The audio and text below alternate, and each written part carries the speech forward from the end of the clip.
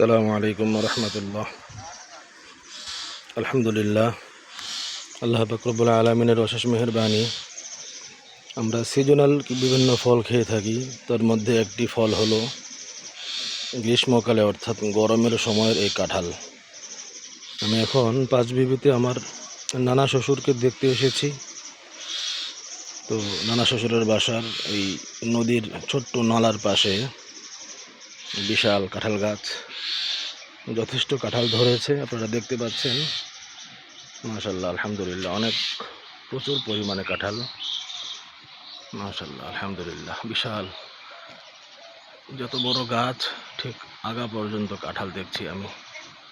আলহামদুলিল্লাহ, আপনারা যারা কাঁঠাল খেতে ইচ্ছুক আমার পেজে নক করবেন, ইনশাআল্লাহ আপনাদেরকে অন্তত একটা কোষ হলেও ফ্ল্যাক্সি করে পাঠানো হবে ইনশাআল্লাহ।